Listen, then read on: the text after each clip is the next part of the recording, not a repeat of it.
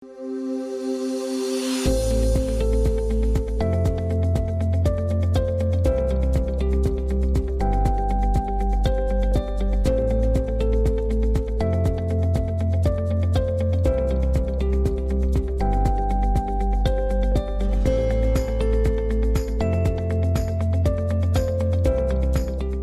kubaha ikaze kuri YouTube channel yacu Kubaho Neza. YouTube channel yacu ikaba igira ibice bibiri. Hari igice kigaruka ku buzima, kwita ku buzima bwacu, gukumira indwara zitwugarije, kumenya amakuru meza yagufasha gusobanukirwa n'uburyo wakwita ku buzima bwawe cyangwa se uburyo ubuzima bwawe bugenda buhindagurika, by'umwihariko ku rubyiruko, n'ibindi zaba indwara cyangwa se n'ibijyanye no kuzikumira. Tukaba rero tugira n'ikindi gice kivuga ku muryango. Umuryango wacu ni gute twabaho neza, ni gute twagira umuryango, famiye nziza itekanye ifite ubuzima bwiza, ni gute twategura urubyiruko kwinjira mu rugo ariko bafite indangagaciro zituma bubaka urugo rwiza rushinze imizi, atari zango twumva ngo ziri mu makimbirane, zango zimara amezi make, umwaka, ngo zatangiye kujya muri gatanya. Bakubaka urugo kuko rufite fondation ituma bazabana karamata nkuko baba babyemeje basezerana. Ubwo rero uyu munsi tugiye kugaruka ku gice cy'ubuzima, tukaba tugiye kureba ku bijyanye n'ubugororangingo. Ese ubugororangingo ni iki? Ese ni ryari umuntu ashobora gukenera ubugororangingo? Ese ukeneye ubwo bugororangingo yagana hehe? So ubugororangingo ni umwuga abantu biga, n'ibindi bibazo mushobora kuba mwibaza ku bugororangingo. Reka rero duhe ikaze umutumirwa wacu atangire adusobanurira ubugororangingo ni iki. Ubugororangingo nk'uko nabivuze ni ubuvuzi butangwa ariko bushamukiye ku buvuzi. Kubibonera mu rurimi rw'ikinyarwanda kubitandukanye n'ubuvuzi busanzwe biragoraho gato, ariko turavuga ko biri physiotherapy ni ubufasha buhabwa umurwayi bushamikiye ku buvuzi, kuko umuntu ukeneye serivisi ya physiotherapy aba yabanje kunyura mu baganga basanzwe abo twita aba medecin cyangwa aba docteur bize medicine générale cyangwa aba specialiste. Iyo babonye uwo muntu umubiri we udakora nk'uko akagombye gukora mu ngingo, nk'uko bavuga ngo ni ubugororangingo, bukeneye kugororwa kugira ngo yongere asubire uko yakoraga bitewe n'indwara yagize cyangwa impanuka, ubwo bugororangingo bukoresha ubuvuzi butazamo imiti. Ni physiotherapy cyangwa physiotherapy, ni ubuvuzi bukoresha movement cyangwa se kunanura imitsi, kuyigorora. Ushobora kuba bukoresheje intoki z'umuvura, uwo muntu umuvura aba yarize ibintu bishobora gufasha kugorora imitsi, ariko mwumva babyitiranya na za massage, ariko ntago ariko tuba tubyita. Ni massage ikorerwa umuntu urwaye, ariko bireba kuri icyo kibazo umuntu afite. Hashobora gukoreshwa ibikoresho by'ikoranabuhanga, hari ubumashini biga ushobora kuba bwazana ubushyuhe, bukazana ibintu byose biri fizike byafasha wa muntu kugira ngo rwa rugingo rwe ruri kugororwa rube rwakongera gusubirana ubushobozi bungana n'ubwo bwari bufite imbere rutararwara cyangwa rutaragira impanuka, cyangwa se ubushobozi bujya kwegerana, kuko hari ubwo usanga hari n'indwara zidatuma bigaruka 100%, cyane cyane nk'indwara ziba zifata ubwonko ho usanga kenshi bamuvura bashaka kumugarurira ku bushobozi bujya kungana n'ubwo yari afite mbere, nubwo hari aho babigeraho cyangwa bakanagira ubushobozi burusha nk'uko yari abufitiye akomerejeho, ariko hari n'indwara usanga aho ubushobozi bugiye kwegera nk'uko bwari bumeze mbere, hari ubwo bidashoboka ko babigira 100% byatakaye. Ubwo se ni izihe mpamvu zishobora gutuma umuntu agana serivisi y'ubugororangingo? Ese noneho munatubwire ni umuntu uwo ari we wese, ibyiciro byose? Murakoze. Icyo kibazo nacyo ni ikibazo abantu benshi babibaza, kuko nk'abatubona tuvuge hano turabyigisha, ni muri kaminuza y'u Rwanda. Ubugororangingo bufasha abantu b'ingeri zose, uhereye ku muntu mbere y'uko navuka, uwo mubyeyi umutwite ashobora kubona serivisi z'ubugororangingo bitewe n'ibibazo agize, kuko umuntu utwitahura n'ingorane, ababara imigongo, bagira ute, babyimba ibirenge. Hari ama service cyangwa ama specialite yo mu bugororangingo bwayo aba yita nko ku mugore utwite. Nyuma yo gutwita arabyara, ariko kubyara hari ibintu bimusigaraho imigongo imurya, amavi amurya, ibiro byiyongeye, konsa cyangwa bamukoreye cesarienne, hari ibibazo bafiteho ubugororangingo bushobora kumufasha. Rero bifasha umuntu kuva avutse. Hari abana nabwo bavukana ibibazo, usanga akavuka ananiwe, aho mubyumva mukabona abana baba mu bigo by'abihaye Imana bino bifasha abana bafite ubumuga, ugasanga umwana yavukanye ubumuga runaka. Hari n'uwavukana akaguru kahengamye mu buryo butari bwo, umugongo uhengamye. Hari ubushobozi umuntu wize ubugororangingo porogaramu yuzuye ashobora kuba yafasha n'urwo ruhinja kuba rwakosoka rukazagira imikorere y'umubiri y'ingingo mu gihe azaba yarakuze kandi yabigizemo uruhare n'ubugororangingo. Ibyo ngibyo ni indwara zitandukanye. Mwumva abana bavukana uburenge bw'indosho, uburenge bwahengamye bukandagira hano mu mpande, kera bavukaga babyita ko ari imivumo n'iki, ariko aba ari impamvu ziba zarabaye mu gihe atwitwe. Ikindi, umuntu iyo atangiye gukura atangiye gukora imirimo ishobora kumuvuna, kurira ibiti, gukina imirimo dukora, tukagera aho twurira amapoto, amamodoka dutwara, impanuka, amagufa aravunagurika. Kandi yavunaguritse za ngingo burya uko byagenda kose ntago zongera gukora nk'uko byari bimeze. Ariko iyo ukoze ubugororangingo, ari n'abaganga babohereza, ariyo mpamvu ubugororangingo bugira uruhare mu byumva ko niyo ukuze none ugeze no mu kazi muri iki gihe cy'iterambere, mu kazi kakwicaza cyane. Mwumva abantu bahora bataka imigongo mu mabanke, mu maofisi, muri za ministeri, baba bageze mu rwego rw'uko ingingo zibatagikora neza, birirwa bicaye, bagatangira kurwara imigongo na za sciatique. Mwumva ubugororangingo nabwo burabafasha. Hari n'izindi ndwara zijyanye na za stress, aho mwumva ngo umuntu yagize stroke. Stroke ni ya ndwara ifata umuntu akagira paralizi y'uruhande rumwe,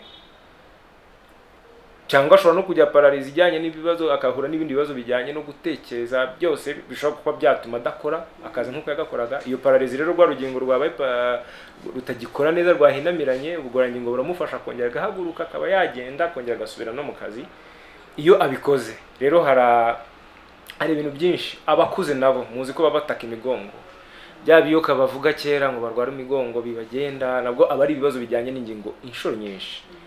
Ubwo rero nabo waba ukuze, waba ugize imyaka 100, ugira ute, ubugororangingo burafasha kuva umuntu avutse kugeza ageze n'igihe cye cyo gutaha. Ubugororangingo bugira akamaro mu mikorere y'izo ngingo, kubera ko urugingo iyo urebye ukuntu ruremwe kugira ngo rukore. Rero iyo ugize ikintu gituma rudakora, rutangira guhura n'ibibazo. Ubwo nuvuga ngo ubugororangingo bufasha umuntu wese ugize ikibazo cy'urugingo rwe rudakora. Umubyeyi abona umwana akaboko kamwe kazamuka kurusha kandi, ubundi yakagombye kuba yamenya ko akaboko gakeneye gukoreshwa, kuko iyo kadakora haryo usanga ari wa mwana ugira imyaka 10 akaboko ke karanyunyutse kubera ko katakoreshejwe mbere. Nuvuga ngo ubugororangingo bufasha ibintu byose bijyanye no kugorora ingingo. Ikintu cyose gituma urugingo rudakora neza gituma udashobora no kuba wanakwitamika. Numvika nshobora kuba utanakwiyambika. Abantu mubona baba bafite ubumuga kenshi bavuga bavukanye butavurwa hakiri kare, hari icyo ubugororangingo bwabafashamo.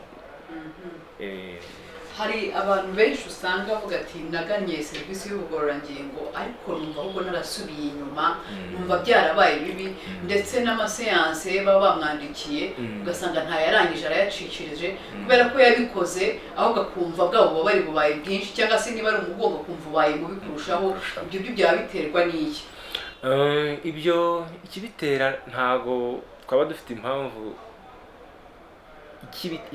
ibitera, kuko buriya serivisi zose zigira uko zitangwa, kandi ntago ari uko abo bazitanga baba bafite ubumenyi bungana.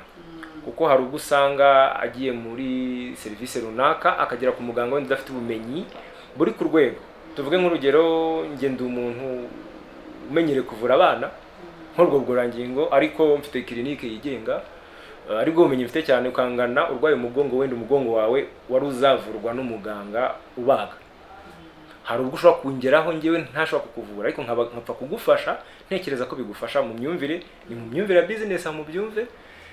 Niyo mpamvu ushobora kumva umuntu yavuze ati nageze ahantu bankoreye kine bagira. Ubwo haba habayemo amakosa y'imikorere, ku buryo ushobora gusanga batanamukoreye na consultation ngo anamenye ko yagize. Ashobora kuba ari kumuvura adafite n'ifoto y'umugongo we, kandi umugongo we ushobora kuba warangiritse cyane, harimo nka fracture cyangwa igufa ryaravunitse, agapfa kumuvura.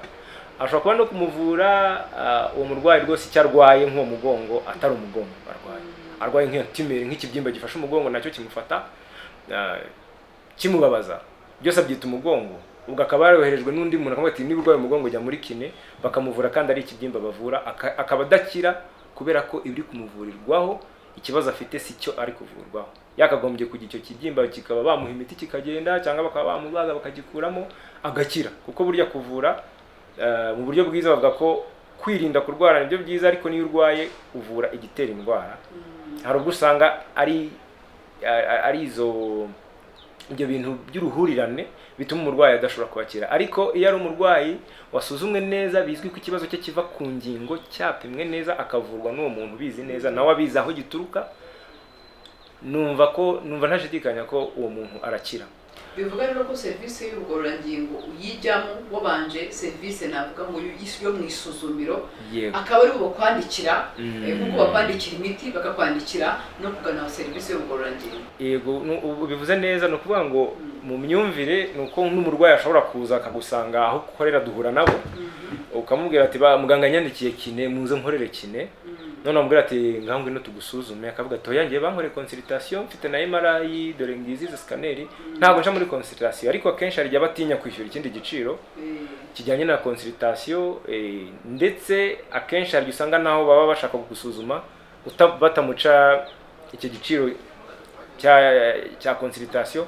Nuvuga ngo mbere yo kuvurwa uwo muntu ukora ubugororangingo afite ubumenyi buhagije bwo kugusuzuma, akamenya aho biri kuva, akanamenya niba ashaka atana kuvura cyangwa akagusubiza muganga wakohereje yamwandikiye report amubwira ati umurwayi wanyohereje nasanze afite ikibazo cy'impyika, ahubwo aba arizo muvura, nabonye umugongo we umeze neza nkoresheje ubumenyi nakoze bwo gusuzuma. Ubwo rero mbese ntekereza serivisi zacu nk'abantu bakoresha ubwisungane mu kwivuza, serivisi zacu uburyo zubakitse ni uguhera ku kigo nderabuzima ukajya ku bitaro by'akarere, ibitaro noneho navuga ngo ni ibitaro bya reference za Kanombe hospital, za CHUK, CHUB. Ese abazobereye mu bugororangingo twabona muri izo nzego zose? Biroroshye niba ugiye ku kigo nderabuzima kubona umuntu ugufasha mu bugororangingo? Umuntu wese wakenera serivisi y'ubugororangingo ntekereza ko yayibona, kuko nk'uko uvuze izo nzego uhereye kuri poste de santé, hari n'izaje nshya za poste de santé kuzamura.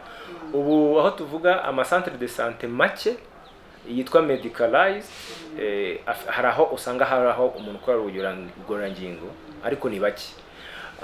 Handi baboneka ku bitaro byose by'uturere twose habamo iryo shami cyangwa iyo departement y'ubugororangingo. Umuntu wese waba ukeneye serivisi z'ubugororangingo urugingo rwe rudakora neza agannye ibitaro abakajya muri consultation y'abaganga, bamwohereza rwose mu bugororangingo mu gihe basanze abikeneye. Hari nubwo bashobora gusanga atakeneye ubugororangingo ari ikindi kibazo afite, nabo barakivura. Ariko ubugororangingo guhera kuri ibyo bitaro ukazamura ukajya ku bitaro by'intara, ukava ku by'intara ukajya bya reference umva za CHUK, CHUB bikomeye, za Faisal, ndetse n'ibitaro byinshi byigenga za clinique, polyclinique n'amahopitale privé, usanga menshi ubu afite ayo mashami y'ubugororangingo. Rero umuntu wese wakenera serivisi z'ubugororangingo kandi ayo mashami yose, izo nzego zose z'ibyo bitaro n'abakoresha ubwisungane mu kwivuza, numva ko baravurwa. Izo serivisi zishyurwa no ku rugo bwisungane, na privé n'udafite ubwisungane nawe arishyura. Numva ko ukeneye iyo serivisi usibye kuri izo za poste de santé ziri hasi ziba zitanga ubuvuzi bw'ibanze zitagira iyo serivisi, ariko no ku ma centre de santé ntekereza ko uko bigenda bizamuka nuko abantu bagenda babimenya. N'izo centre de santé ushobora kuzasanga dufite igihugu gitera imbere cyane, uzasanga naho hose ushobora kuhasanga umuntu wabyize, kuko turacyafite abakora ubugororangingo bakeya. Aho hantu waruvuze rero uti batangiye tubwira uti ndi umwarimu muri Université y'u Rwanda, muri hano muri departement y'ubugororangingo cyangwa mu ishami ry'ubugororangingo. Ubugororangingo ni ibintu abantu biga bakaminuza uba wumva ari nk'akantu gato cyane kaza wenda gashamikiye nko ku bunasi ari nk'umuforomo akihugura mu bugororangingo, ku buryo umuntu wavuga ngo asohotse afite impamyabumenyi y'ubugororangingo. Ibyo ngibyo nabyo ni imyumvire biterwa ariko n'igihugu ahantu tugeze. Aho ko tugeze numva hashimishije, kuko nk'ubu muri kaminuza y'u Rwanda harimo porogaramu ya masters mu bugororangingo, mu bijyanye n'ubugororangingo. Abize ubugororangingo bari ku rwego rwo kuba bafite masters. Urumva ko ni ikintu gifite masters, ni ikintu kizwi gikomeye. Ariko nabo ni bakeya bamaze kuzibona. Yego, ni bake, hari n'abazifite ubu, abenshi baba barazigiye hanze. Ariko ubu ntekereza ko nko mu mwaka utatu twatangiye kubona bavuye muri kaminuza y'u Rwanda bize ubugororangingo babyigiye mu Rwanda bari ku rwego rwa masters ni bake birumvikana, ariko ubu porogaramu ihari dufite porogaramu ya lisansi cyangwa bachelor's degree program. Ni umwuga ukomeye cyane wiyubashye, ntekereza ko ntago bisaba kuba ngo arize ubunasi. Mu wa mbere umunyeshuri urangije secondaire wize science za biologie za chimie na za physique aba ari umunyeshuri ushobora kuba yabyiga agakura akagira lisansi akagera noza. Dufite n'abarimu bigisha bari ku rwego rw'abaprofeseri bize ubugororangingo. Ni ukuvuga ngo ubugororangingo ni umwuga ukomeye ushobora kuvanamo umuntu ukomeye ukorana n'abaganga ukakugirira akamaro, waba uri n'umuntu uzabikuramo kwikorera bikazavamo ikintu gikomeye. Mbese ni umwuga ugifite amahirwe menshi kuko turacyari bake, none n'abantu bagenda babikenera izo serivisi bagenda biyongera uko tugenda dutera imbere. Turicara cyane, impanuka ni nyinshi, abantu bagura amamodoka, twicara mu ofisi, ibitera ibintu byakenera ko abantu bagorora ingingo ni byinshi. Urugero mwanareba n'amazu akorerwamo siporo yabaye menshi, nuko abantu babonye ko bazarwara cyane bagakora imyitozo, kandi ubugororangingo nabwo bugira aho buhurira n'ibyo bijyanye na siporo, kuko umuntu azakomeza gukora siporo kandi nibo bantu ntekereza baba bumva uburyo cy'umubiri unyeganyega ukora. Nuvuga ngo ashobora no gukora no muri ibyo bijyanye na siporo aramutse ari umuntu bikunda. Ashobora no gukorana n'amakipe, burya amakipe y'abakinnyi bagira imvune zikeneye ubugororangingo, burya nayo ni speciality ubwayo. Ubugororangingo bugira speciality zirenga 9.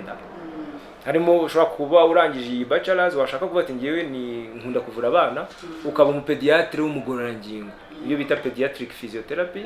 Ushobora kuvuga ati ngiye nziga ibijyanye n'amagufa, nzaba umupediatre wa orthopedie, umupediatre ukora ibintu bijyanye n'imihumekere no gukora abantu bari mu bitaro barembye badahumeka neza, zirahari izo speciality. Abagize za stroke barahari. Ni ukuvuga ngo speciality zirahari zitandukanye, nk'uko undi muganga wari wese yavuga ati mfite speciality. Nubwo izo zitaba nyinshi mu Rwanda ngo ziboneke, ariko hari kuko masters yaje, hari izatangiye kuba ziba zihari zitanga ubwo bumenyi no ku rwego rwa masters. Rero na za doctora, dufite abadokiteri hano bafite doctora bazikuye hanze, ariko ni Abanyarwanda bakora mu Rwanda bavura n'Abanyarwanda bakanabyigisha. Birumvikana ko batanga n'ubwo bumenyi. Ni umwuga rero wuzuye udatandukanye n'uko bavuga ngo nzaba umuntu wize physique cyangwa nzaba umuntu ukora mu nganda, nzaba umwenjeniyeri. Ni umwuga ukomeye kandi wigwa neza rwose. Ubona rero iwacu ibintu bijyanye n'ubugororangingo, umuntu akava mu kazi yumva atameze neza, akavuga ati reka njye muri gym, wenda akajya ku igare, wenda akajya kuri ziriya za tapirura, wenda agakora imyitozo ngororamubiri. Ese ibyo ngibyo byafasha umuntu wumva atameze neza, yaba mu magufa, yaba yumva mu mutwe atameze neza, cyangwa se ibyiza ni ukubanza ukajya kwisuzumisha ukamenya naho werekeza? Yego, icyo kibazo bakunda kukitubaza n'abarwayi benshi, kuko hari n'abarwayi twakira barwajwe n'izo siporo mwavuga. Nyuma yo kuziba mu mwaka imyaka 2, ariko ugasanga wamubaza wari ugiye gukora siporo ugamije iki, ugasanga aravuga ati nabonaga abandi babikora ku kazi barabitwishyurira, akabijyamo gutyo. Ariko cyangwa akaganira n'umuntu akumva byaramufashije, akavuga ati nawe ndagiye. Ariko burya ikijyanye no gukora siporo ni ikintu kigomba kwitonderwa, kuko burya n'abariya abakinnyi bakora siporo ntago abyuka ku kanya ngo avuge ngo mbaye umuntu ukina football. Murabizi ko habamo igihe hanyuramo imyitozo ahabwa, agahabwa amatesite ya fitness ubuzima bakabapima. Mwumva ko n'abariya bakomeye bitwa ba Cristiano buri mwaka barabasuzuma, kuko ntago siporo ari ikintu gipfa kugibwamo n'ubonetse ari we wese. Niyo mpamvu usanga n'ikigo mpuzamahanga n'ikigo n'iriya umuryango mpuzamahanga w'ubuzima OMS cyangwa WHO bavuga ko umuntu wese ushaka gukora siporo bya byiza abanje agahura n'umuganga akamupima, akavuga ati wowe nukora siporo kuko urwara asima ntujye wihumagiza. Wenda urugero rw'untanze, wowe wenda ufite diabete, nujye ujya gukora siporo ufite isukari iri nkeya, ujye ubanza ujyana utubombo n'utuneke, kuko siporo hari n'abashobora kuba babipfiramo kuko babikoze gusa bamubwira bati urwaye iki ngiki, ukora siporo nawe urwanya iyo ndwara. Hari no bumva bati ngo ngiye kurwanya ubusaza, abivuga gutyo gusa akabijyamo, kandi arakuze agakora siporo ayikorana n'abasore, akagenda ku muvuduko nk'uwabo bikamuviramo kurwara amavi, imigongo. Hari n'ababagwa yewe, hari no kuvuga ati ngo ngiye muri natation, biranditswe ugasanga kuko ibi aba ari siyanse. Tugira inama yuko abantu iyo bagiye kujya muri siporo biba byiza bagahura n'abaganga, niyo yasanga umuganga umuvura iyo aba kuri iyo centre de santé akamubwira ati ko nshaka gukora siporo umva ari iyi, ashobora kuba yanamubwira ati genda uvugisha ababizi ubugororangingo bazakugira inama iri nyayo. Ariko tubwira ko uko tudasa amasura niko na siporo itatugiriraho akamaro mu rwego rumwe. Hari ubwo usanga byaba byiza akoreye mu mazi, n'undi ugasanga yakorera mu mazi ugasanga bitamufasha, aho usanga yakora siporo yo kunyonga igare bikamufasha ariko undi yayikorera ikamwangiza. Biterwa n'ubwo bumenyi n'uko umuntu ateye, buriya ntabwo duteye kimwe. Ushobora kuba umubiri wawe waragenewe kuba wagenda n'amaguru kurusha uko wajya mu mazi, cyangwa ukaba wo umubiri wawe ushaje cyane kuburyo tutakubwira kwiruka tukakubwira gukora marishe. Rero kuba umuntu apfa gukora siporo aba ari ikintu nkunda kubivuga ko bitari igitekerezo cyiza gutangira siporo udafite impamvu. Niba ufite ibiro byinshi ukajya muri siporo ugamije kugabanya ibiro, biba byiza uganira n'abaganga, kubera ko hari n'abajya muri siporo akagwira ati ngewe nyijyamo ibiro bikiyongera, kubera ko wakoze amakosa, kubera ko ugufasha kugabanya ibiro ushobora gusanga ari uwo muganga ugukoresha imyitozo n'uwo muntu aba azakenera uwize imirire akakugiramo n'inama, ibiro bikagenda byihuta kubera ko umunyamirire niwe ukomeye mu kugabanya ibiro, ariko undi agakora siporo bikamuviramo amavi. Ni ukuvuga ngo ibintu byose byo kuba ushaka kugira ubuzima bwiza si uko amakuru yose ubona kuri online. Hari nakubwira ati ngo nkora siporo kuri YouTube. Ibyo ngibyo byose amazu ya siporo nicyo yabereyeho, ugiye kujyayo bashobora kuba nabo bagufasha bakakureba bakavuga bati ugamije gukomeza amamisikire yawe, ugamije kugira wowe ubabara urabanza ujye kwivuza, wenda ushobora no gukenera n'imiti kugira ngo bagufashe neza. Noneho ariko byamaze kumenyekana ikibazo cyawe, siporo nziza ni siporo bavuga ngo uri smart mu rurimi rw'icyongereza. Ni siporo ifite intego icyo ushaka kugeraho kandi ikozwe mu buryo buzwi, atari ugupfa kwiruka uriruka iminota ingahe, uriruka kuwe muvuduko. Ese inkweto uraba wambaye zo ntago zaba zigutera icyo kibazo? Urakenera iyihe myenda wambara myiza? Niyo mpamvu ubona umuntu ujya muri piscine ntago yambara nk'uwiruka.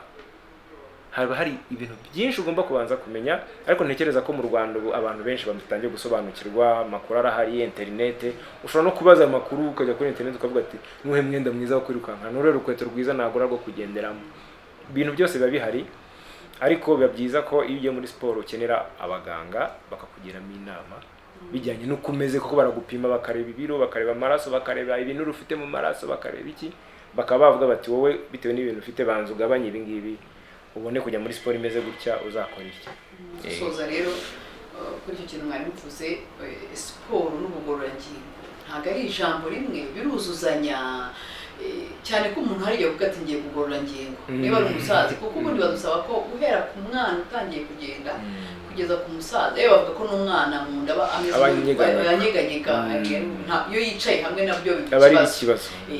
Ubwo rero ndi kwibaza nti bavuga ko umuntu wakunze gukora siporo, wakunze gukora ibyo bintu none babyita ubugororangingo. Ese noneho ni gute wabuza ubugororangingo na siporo? Ubona abanyarwanda bamaze kumva, aho usanga guhera ku mwana kugeza ku musaza rwana no gukora ka kamarishe kugira ngo nibura umunsi urangire hari ikintu yakoze kijyanye no kugorora ingingo. Siporo rero twe tubibamo tunabyigisha. Siporo izwi nabi n'abazikora, kuko buriya abantu bakora siporo twe tubara umufutuborere bitunze niwe twita ko akora siporo, naho abandi bakora ibitandukanye. Wabyita ngo iki? Tubyita imyitozo ngororamubiri. Iriya myitozo dukora tugamije kugira ubuzima bwiza, fitness. Hari n'ujya kuyikora avuga ati ngewe iyi nda yanjye ituma ngaragara nabi, ituma ntekereza nabi, numva mu mutwe bigiye kunsaza nge nshaka kwirwanya. Iyo ukoze icyo kintu ntabwo cyitwa siporo, cyitwa exercise cyangwa exercice physique. Ukoze ni exercice babyita ni nko guchallenging umubiri, umukoro. Wowe wihaye umukoro kwati nihaye umukoro wo gukuraho iki kintu, nihaye umukoro wo gukora exercice ndwanye cholesterol, nkihaye umukoro kuko ndi umudiabetike ndi gukora exercice. Rero siporo burya numva njya mbwira abantu benshi bo tuganira nkabwira ati nujye uhaguruka wambaye imyenda ujye uvuga ati ngiye gukora imyitozo ngororamubiri. Imyitozo nicyo cyitwa exercice, niko bihinduka. naho kuvuga ngo ngiye ku isoko cyangwa iyo ngiye ku kazi ngenda n'amaguru ngo mba nkora exercice zimfasha ubuzima, ntabwo ariko bimeze. Abenshi banga gukora siporo akubwira ati ngenda cyane, nkora isaha ngiye ku kazi, ngiye kugenda nurira aya maesikariye muri aka kazi ngewe nta siporo nkeneye. Ariko abakita siporo, kuko buriya siporo ni competition, siporo ni imyidagaduro. Iyo tuvuze siporo tuba tuvuga siporo, ukora siporo yihe? Ugomba kuvuga ni football. Kandi iyo ukoze football nta uri kuyikora mu football ntabwo uri gukora siporo, uri gukora imyitozo ngororamubiri ugamije kuzamura ubuzima. Noneho itandukaniro, icyo kintu cyo kugenda guterura ikintu kiremeye, guterura ijerekani, wameshe n'iki babyita imirimo y'amaboko. Nayo ishobora gutuma ubira icyuya, ariko iyo uyikora ntabwo uba witekereza ku buzima bwawe. Tugira inama yuko abantu bazajya bahindura n'imivugire, bavuge ko twe turi gukora imirimo y'amaboko, twagiye mu muganda. Ni imirimo y'amaboko ituma uhumagira, umubiri ugahumeka, ugataka, bigira akamaro ku buzima. Uba uri mu rugo ukavuga uti ngewe uyu munsi umukozi woza imodoka ngiye kwiyogereza, kuko nabyo biravuna gukuba amapine, burya nabwo ubukoze imyitozo ngororamubiri, ariko wabikoze mu mirimo y'amaboko yitwa guhanagura imodoka.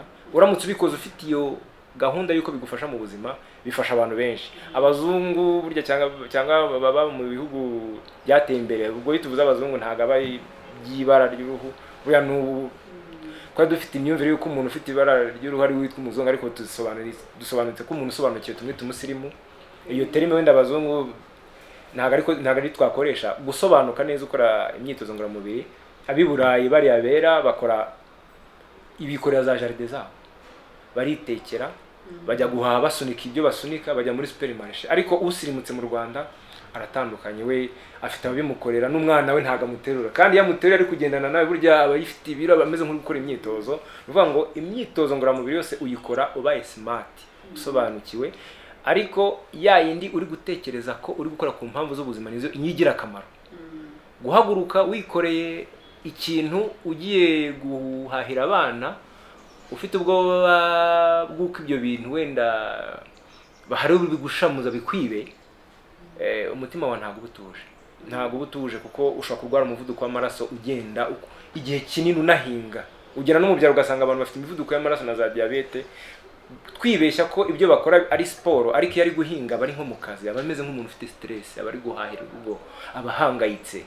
Ariko iyo ufashe ugahaguruka umwanya ukavuga ati ngiye gukora ibintu bifite akamaro, umutima wawe unatuje, ubwonko buba bukonexe na buri rugingo rwose. Niyo mpamvu binagira n'akamaro cyane kubikora ariyo gahunda afite.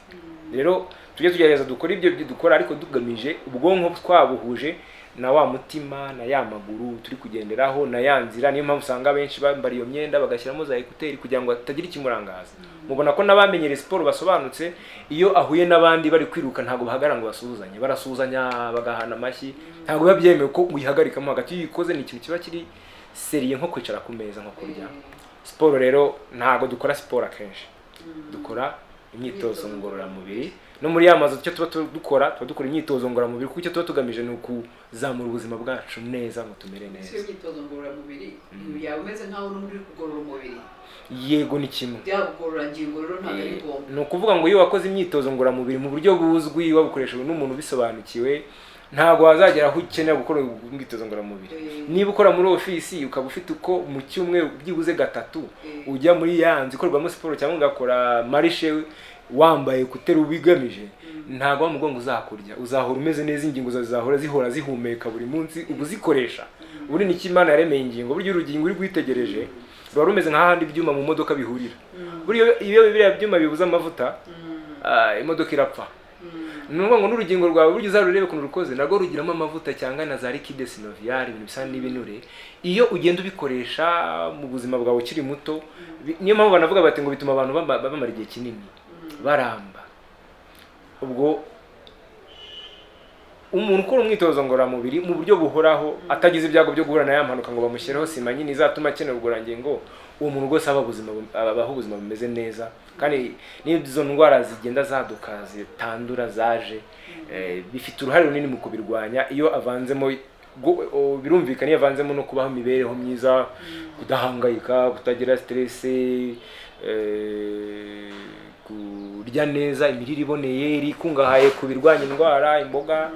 Iyo abayeho ubwo buzima bwose agakongeraho n'ako kantu k'ubugororangingo cyangwa kugorora umubiri, aba ameze neza. Ikindi tubagira inama y'uko niba ukora akazi kagushyiraho ibyago byo kuba warwara imigongo nk'aba baba bakora mu ofisi, za check up bakora bakagombye bagana nabo bakora ubugororamubiri, bakabasuzuma bakaba bareba niba bafite ibyago byo kuba yawurwara cyangwa yatangiye kuzana ibimenyetso, kugira ngo bamuvure barwanya yuko byazaba bibi ku buryo byagera naho byamwicaza mu igare. Muri za check up zikorwa burya nabwo biba byiza yuko ayikoze yuzuye akazagiye akavuga ati ariko niba nza ahantu hari ubugororangingo wajya kubareba bakansuzuma bakareba niba nta kibazo mfite, ubwo nabo bayibungabunza agakomeza na ya siporo twavugaga. Turamushimiye cyane Bwana Christian, akaba afite ubuzobere mu bijyanye n'ubugororangingo, akaba ari umwarimu nyine mu ishami ry'ubugororangingo muri University y'u Rwanda. Akaba rero yaduhaye ibisobanuro birambuye, ariko kandi Christian tuzakomeza kumukenera no ku zindi ngingo zigaruka ku bugororangingo, aho mubona iki gihe abantu bagira gutya ngo yagize stroke kubera akazi kenshi, stress, akaba yikubise hasi arapfuye, ariko kandi ashobora gufashwa hakoreshejwe ubugororangingo ntagire ibyo bibazo n'ibindi bibazo tugenda duhura nabyo mu buzima bitewe n'aho isi iri kutuganisha, za ndwara zitandura zigenda ziba nyinshi, za diabete, za kanseri, za hypertension. Tuzabigarukaho, ariko noneho dufasha abantu ubugororangingo bwafasha icyo abantu ku bijyanye no gukumira ibyo bibazo byose biba byugarije abantu. Ndamushimiye cyane rero umwanya waduhaye, ndetse n'umwanya azakomeza kuduha mu biganiro bitaha. Namwe rero nizera ko ikiganiro niba wagikunze nk'uko tubivuga, gisangiza abandi. Duhe rero comment utubwire uko wakibonye, hari ibibazo wibaza, hari ibyo washimyemo, hari ibyo ubona se twavugurura. Ntiwibagirwe no gukanda like. Turabashimiye rero inkunga yanyu mu kiganiro. Ubwo ikiganiro nakagaruka naho butaha.